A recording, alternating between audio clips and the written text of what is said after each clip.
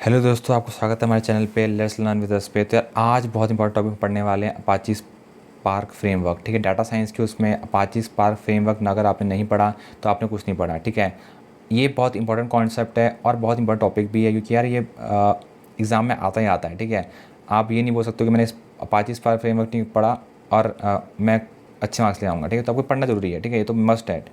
तो होता क्या यार, वो देखेंगे यहाँ पर डिटेल में।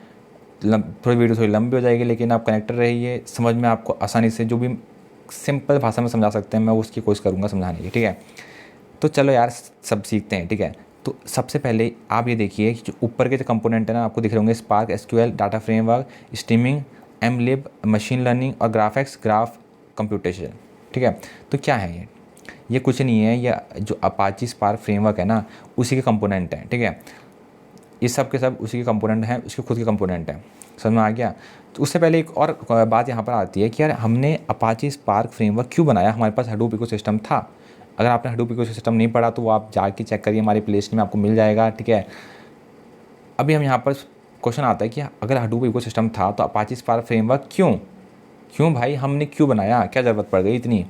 तो मेन कॉन्सेप्ट या मेन रीज़न यही था कि यार जो अपाची स्पार्क फ्रेमवर्क था ना, ये इसके खुद के कंपोनेंट हैं। ये और कॉम्प्लेक्स डाटा को और चीज़ों को अच्छी तरीके से और बड़े तरीके से मैनेज कर सकता है बड़े इंडस्ट्रीज़ लेवल में। ठीक है, वहाँ पर ये अपनी परफॉर्मेंस से लोगों को खुश कर सकता है और बेटरमेंट दे सकता है। ठीक है, तो अपाची स्पार्क फ्रेमवर्क इसीलिए हमने इंट्रोड्यूस किया। ठीक है, उसका अपाची हडूप इकोसिस्टम था, ये अपाची स्पार्क है। ठीक है, स्पार्क से भी इसको स्पार्क भी बोलते हैं, इसको अपाची स्पार्क फ्रेमवर्क भी कहते हैं। ठीक है, तो ये दोनों नाम इसी के हैं। अब दूसरे नीचे को इसका आता है स्पार्क कोर। स्पार्क कोर क्या है? जो प्रोग्रामिंग लैंग्वेज की मदद से हम इस पे काम करेंगे। किस पे? जो डाटा है HDFS, जो भी अगर आपने HDFS नहीं पढ़ा तो पढ़ लीजिएगा। तो ये HDFS में जो वर्क होगा, ठीक है, ये डाटा मैनेजर है, यहाँ मैनेज होता है सब कुछ। ठीक है, तो जो स्पार्क कोर है वो क्या करता है, अपनी स्काला से, जावा की मदद से, पाइथन की मदद से, आर प्रोग्रामिंग की मदद से HDFS जो भी डिस्ट्रीब्यूटेड स्टोरेज है वहाँ पर अपनी प्रोसेस अप्लाई करता है। ठीक है, स्पार्क का इंजन क्या है? सिंपल सा है, स्पार्क का इंजन है और क्या है? ठीक है, क्लस्टर मैनेजर। जो क्लस्टर मैनेजर जैसे यान था, आपने यान पढ़ा है होगा, तो ये क्या बनाता है? क्लस्टर बनाता है। ये हडूप यान है। ठीक है, हडूप अगर पीछे आपने नहीं पढ़ा तो मैं बोल रहा हूँ आपसे अगेन अगेन, आप हडूप जरूर पढ़िए। क्लस्टर मैनेजर कुछ नहीं करेगा, ये क्लस्टर बनाएगा चीज़ों का। ठीक है, फॉर एग्जांपल के लिए ये डाटा है, यह डाटा बना रखा हमने। ठीक है, अलग अलग बटा हुआ डाटा है, ग्राफ की मदद से मैं समझा रहा हूँ। यहाँ पर सबको एक कर देगा, क्लस्टर बना देगा। एक इसको इस क्लस्टर मतलब सबको एक कर देना, एक एक कैटेगरी में एक बॉक्स में रख देना। ठीक है, डाटा को। फिर जो अलग डाटा है उनको एक बॉक्स में रख दिया। तो ऐसे क्लस्टर बनाने का काम किसका है? यान, मेसोस और कुबेरनेट का। ठीक है, और फिर HDFS आ गया, जैसे कि मैंने आपको बताया, ये डिस्ट्रीब्यूटेड स्टोरेज का सिस्टम का काम करता है। फिर इसके नीचे आता है कंप्यूटर हार्डवेयर, जो कि इन सब के नीचे है, उसके अंदर सब चीज़ें चल रही हैं। ठीक है, तो ये आपका हो गया अपाची स्पार्क फ्रेमवर्क। तो यार क्यों बनाया? ठीक है, तो यहाँ पर क्वेश्चन आता है। अब हम पढ़ेंगे कुछ फैक्चुअल डिटेल्स, कुछ फैक्चुअल बातें। तो बनाने का मेन रीज़न ये था कि बिकॉज डेवलपर नो कि इटरेटिव और जो इंटरैक्टिव जो एप्लीकेशन है के लिए मैप रिड्यूस सफिशिएंट नहीं है। जो इटरेटिव है और जो इंटरैक्टिव है, जो इंटरैक्टिव जो एप्लीकेशन है उनके लिए मैप रिड्यूस सफिशिएंट नहीं है। तब उन्होंने कहा कि भाई हमें बनाना पड़ेगा ऐसा स्पार्क फ्रेमवर्क जो मैप रिड्यूस से और हडूप इकोसिस्टम से थोड़ा सा अच्छा हो, तगड़ा हो। ठीक है, तो स्पार्क क्या है? क्लस्टर कंप्यूटिंग का प्रोग्राम है। क्लस्टर कंप्यूटर मैंने आपको समझाया, सब जो अलग अलग प्रोग्राम का एक कर देना, यही क्लस्टर कंप्यूटिंग है। ठीक है, cluster computing platform design to be fast and general purpose. ठीक है, जनरल पर्पस के लिए और ये फास्ट हो, ऐसा हमने इसका मेन ऑब्जेक्टिव रखा। प्रोसेसिंग इन मेमोरी कंप्यूटेशन, चीज़ों को मेमोरी कंप्यूटेशन में प्रोसेस करेगा। बोले तो डाटा सीधा रैम में लेता है। ठीक है, प्रोसेस करता है वहाँ पर, तभी बहुत फास्ट है। ठीक है, मतलब कि फॉर एग्जांपल के लिए आपका प्रोसेस में 238 MB लगने वाला है, तो सीधा इसको कहाँ भेज देगा? रैम में भेज देगा। रैम में डाटा प्रोसेस होगा। ठीक है, और अगर मान लो यहाँ पर उतनी स्पेस नहीं है, फॉर एग्जांपल इसके खाली 200 स्पेस है, तो बाकी 38 को भेज देगा कहाँ पर? लोकल डिस्क के अंदर भेज देगा, और वहाँ पर इतना बाकी वहाँ प्रोसेस हो जाएगा। बाकी जो जिसमें 200 MB था वो यहाँ प्रोसेस हो जाएगा। तो इस तरीके से ये जो पूरी प्रोसेस है वो मेमोरी कंप्यूटेशन में होती है। जितना डाटा प्रोसेस कर सकता है उतना रैम में लेगा, बाकी डिस्क में कर देगा। ठीक है, तो ये हमारा स्पार्क का फीचर्स हो गए। स्पार्क के खुद के कंपोनेंट ये सब करेंगे, ठीक है। स्पार्क के खुद के जो कंपोनेंट है, फॉर एग्जांपल के लिए design to cover wide range of workload, ये wide range of workload cover करता है। एग्जांपल के लिए बैच एप्लीकेशन हो गया, मशीन लर्निंग हो गया, स्ट्रीम डाटा प्रोसेस हो गया, ये सब हमारा स्पार्क फ्रेमवर्क देखता है, ठीक है। इस Hadoop do the same work, क्या हडूप भी वही काम करता है बिल्कुल, लेकिन its own component not handle the work, लेकिन उसके खुद कंपोनेंट नहीं है जो काम हैंडल करते हैं, वो अलग अलग चीज़ों को लेता है और उनसे काम करवाता है, ठीक है। लेकिन स्पार्क फ्रेमवर्क में ये अच्छी बात है कि इसके खुद के कंपोनेंट हैं, बिल्ड अप कंपोनेंट है, जिसके अभी हमने पीछे पढ़ा था कौन कौन से कंपोनेंट थे। स्पार्क एसक्यूएल डाटा फ्रेमवर्क हो गया, स्ट्रीमो हो गया, एमलिब हो गया, मशीन लर्निंग हो गया, ग्राफएक्स ग्राफ कंप्यूटेशन हो गया। तो ये सब किसके कंपोनेंट हैं? सिर्फ खुद के कंपोनेंट है, ठीक है। जैसे फॉर एग्जांपल के लिए जो स्ट्रक्चर्ड डाटा प्रोसेस है उसके लिए हमें इंस्टॉल करना पड़ता है हाइव, मशीन लर्निंग के लिए हबूट, ठीक है। तो ये कहाँ कहाँ करते हैं? हडूप जो इकोसिस्टम है उसमें होता है, नहीं होता है। आपको अगर स्ट्रक्चर डाटा प्रोसेस करना है तो आपको वहाँ पर हाइव इंस्टॉल करना पड़ेगा, मशीन लर्निंग के लिए आपको हमूत करना पड़ेगा। तो यहाँ पर ऐसा कुछ नहीं है, यहाँ पर इसके पास प्री डिफाइन पहले से ही फंक्शन चीज़ें हैं, ठीक है। तो कंबाइन डिफरेंट प्रोसेसिंग टाइप्स, ठीक है, अलग अलग जो प्रोसेसिंग टाइप्स हैं उसका इस्तेमाल किया जाता है यहाँ पर। यूज़ ऑफ स्पार्क, इसका स्पार्क का इस्तेमाल क्या है? डाटा प्रोसेसिंग एप्लीकेशंस में, बैच एप्लीकेशंस में, एसक्यूएल्स में और मशीन लर्निंग में, ग्राफ डाटा प्रोसेसिंग के अंदर, ये सब के अंदर हम स्पार्क का इस्तेमाल करते हैं, ठीक है।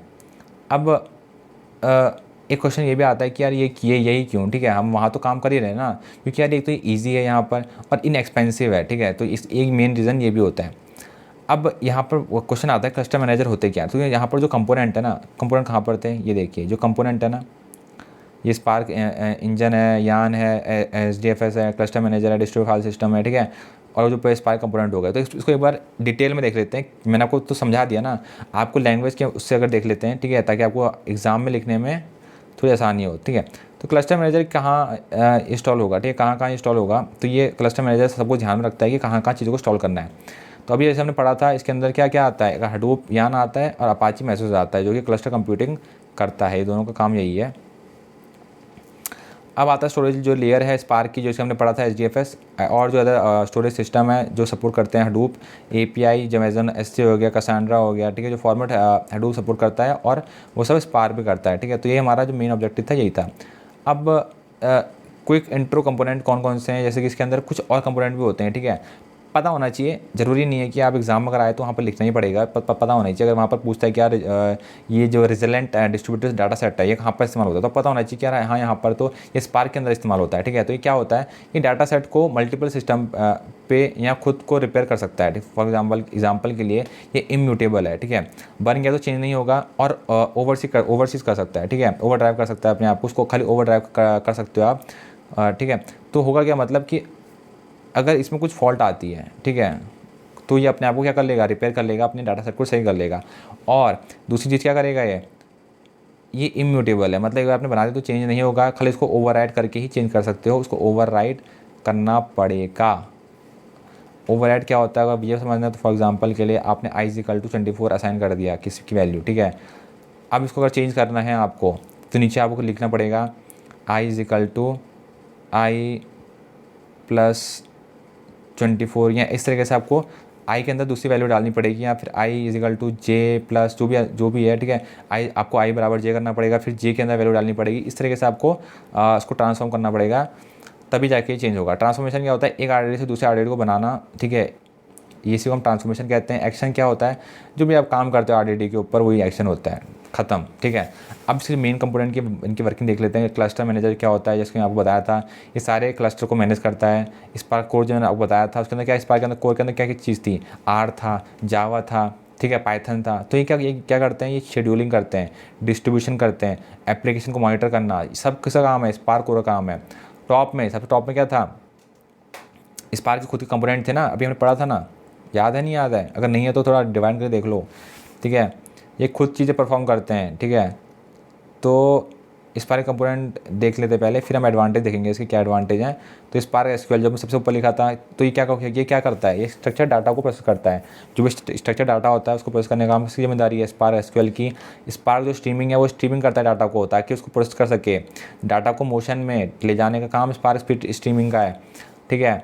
फिर आता है आपका एमलिब क्या करता है? ये प्रोवाइड करता है multiple type of machine learning algorithm. अलग अलग जो एल्गोरिथम होती है उनको प्रोवाइड कर उनको उनको प्रोसेस करने का प्रोवाइड करने का काम इसका होता है। ग्राफिक्स क्या होता है, ये प्रोसेस करता है ग्राफ को, तो ग्राफिक्स का काम यही है, ठीक है।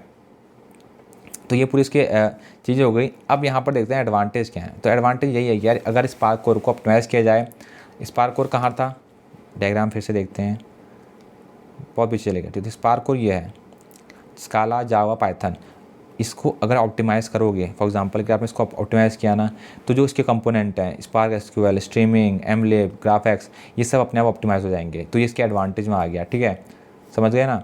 एडवांटेज के अंदर क्या आ गया, अब अपने को अलग अलग टूल इंस्टॉल डिप्लॉय सब नहीं करना है, ठीक है। तो जैसे कि उसमें क्या हो रहा था हडूप इकोसिस्टम में, यार हमारे पास चीज़ें नहीं थी, हमको बाहर सब कुछ लेना पड़ रहा था, उसको भी कर लो, इसको भी कर लो, वो भी करो, ये भी करो। ये बोलता है कर कुछ करने की ज़रूरत नहीं है, अपने पास सब कंपोनेंट पड़े हुए हैं, लो और यूज़ करो, ख़त्म, ठीक है। तो ये इसकी अच्छी बात है, तब इसकी वजह से सेव करता है टाइम को और मनी को भी सेव करता है हमारा कौन, स्पार्क सिस्टम, ठीक है। अब आते हैं इसका आर्किटेक्चर पे। तो यार बहुत इंपॉर्टेंट है, एग्जाम में कुछ नहीं आया तो आप इसको बना दोगे तो आपको आराम से मार्क्स दे देगा, ठीक है। सेम वही यहाँ पे कॉन्सेप्ट है मास्टर का और स्लेव का। मास्टर बोले तो ड्राइवर यहाँ मास्टर काम करेगा, स्लेव यहाँ एग्जीक्यूटर करेगा। अगर आपने हडूप को सिस्टम अपने पढ़ रखा है तो ये कुछ नहीं है आपके लिए, ठीक है। स्पार्क ड्राइवर क्या है, ये मास्टर है, ये काम देगा इनको वर्कर को, ये वर्कर को, ये एग्जीक्यूटर काम करेंगे, ठीक है। ये मैनेज करेगा, क्लस्टर मैनेजर उन सबको मैनेज करेगा, कहाँ किस तरह भेजना है, इस तरीके से काम चलेगा, ठीक है। तो ये डायग्राम है सिंपल सा, इसको एग्जाम में आप चेप सकते हो। तो ये हो गया स्पार्क आर्किटेक्चर। तो यार अब हमने थोड़ा सा इसके बारे में भी लिखा है, जो ड्राइवर है, ठीक है। तो ड्राइवर होता है क्या वो देख लेते हैं एक बार, ठीक है। ड्राइवर क्या करता है, तो ये मास्टर सिस्टम के अंदर रन करेगा, ठीक है। जेवीएम में एग्जीक्यूशन करेगा, डैग और जो टास्क शेड्यूलर है और जितने भी वर्कर हैं वो ड्राइवर के अंदर काम करेंगे। तो ड्राइवर में आपको समझ गए ना, ये मास्टर है, ये सब इसके अंदर ये सब कुछ संभालेगा, सब कुछ करेगा, ख़त्म। एग्जीक्यूटर क्या बोलता है, ये बोलता है कि मैं रन करूँगा स्लेव सिस्टम के अंदर। स्लेव सिस्टम क्या है, जो नीचे ये क्लस्टर वर्कर जो क्लस्टर बना रखे हैं, ये स्लेव सिस्टम है, ठीक है। तो ये एग्जीक्यूटर बोलता है मैं स्लेव सिस्टम के अंदर काम करूँगा, और ये डिस्ट्रीब्यूटेड होते हैं, रन करते हैं अलग अलग फाइल डिफरेंट सिस्टम के अंदर। If any task came it executed in this executor, ठीक है। कोई भी टास्क अगर आता है तो ये एग्जीक्यूटर के अंदर एग्जीक्यूट होता है। जो भी टास्क पूरा करने में डाटा लगेगा उसको read plus process plus right result, ठीक है, वो सब करना इसकी जिम्मेदारी है। राइट इधर इन मेमोरी डिस्क के ऊपर या फिर कैचे के अंदर लिखना, ये सब हमारा एग्जीक्यूटर करता है। क्लस्टर मैनेजर काम क्या होता है, रिसोर्सेज को एलोकेट और डीएलोकेट करना। डीएलोकेट बोले तो जो काम खत्म हो गया उसको वो करना क्लस्टर मैनेजर काम होता है, ठीक है।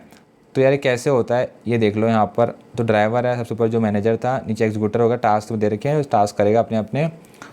तो एग्जीक्यूटर टास्क करने से पहले अपने अपने ड्राइवर से रजिस्ट्रेशन करवाता है, ठीक है। All executor register themselves so that driver know who are the different executor run, ठीक है। जो रन कर रहे हैं उनको उसको पता रहेगा। तो क्या हो रहा है, एक मिनट। तो जो एग्जीक्यूटर टास्क है, ठीक है, करने से पहले आप अपने ड्राइवर से रजिस्ट्रेशन करवाते हैं। मतलब जब ये एग्जीक्यूटर जो टास्क परफॉर्म करेगा ना, उससे पहले जो ये मान लो ये टास्क दे रखे हैं, ठीक है, नीचे, तो उससे पहले वो जो ड्राइवर है उसे रजिस्ट्रेशन करवाएगा, ताकि ड्राइवर को पता चले ना कि कौन कौन से एग्जीक्यूटर रन कर रहे हैं। अच्छा ये है, वो कहेगा चलो एक यहाँ पर है, दूसरा यहाँ पर है, तो इससे रजिस्ट्रेशन करवाना ज़रूरी है। तो इस तरीके से यहाँ पूरी प्रोसेस होगी। तो यार ये पूरी हमारी प्रोसेस थी हमारी स्पार्क इकोसिस्टम की, ठीक है। और बहुत इंपॉर्टेंट है, अगर आपको समझ में नहीं आया हो तो वीडियो को दोबारा से देखिए, क्या मैंने बोला क्या नहीं बोला, ठीक है। और दूसरी बात, अगर आपको वीडियो पसंद आई तो लाइक करो, सब्सक्राइब करो, और यार चैनल को ग्रो कराना है भाई, आप लोगों के साथ आपको जिम्मेदारी है। आपको इतनी अच्छी वीडियो हम देते हैं, पूरा MCA न्यू का सिलेबस कवर कर रखा है हमने, MCS 211 से लेकर MCS 232 तक। अगर कोई भी वीडियो आपको देखनी है तो प्लेलिस्ट में जाइए और वहाँ देखिए, हर एक सब्जेक्ट की प्लेलिस्ट हमने बना रखी है। Till then see you in the next video. Till then आपका बहुत धन्यवाद।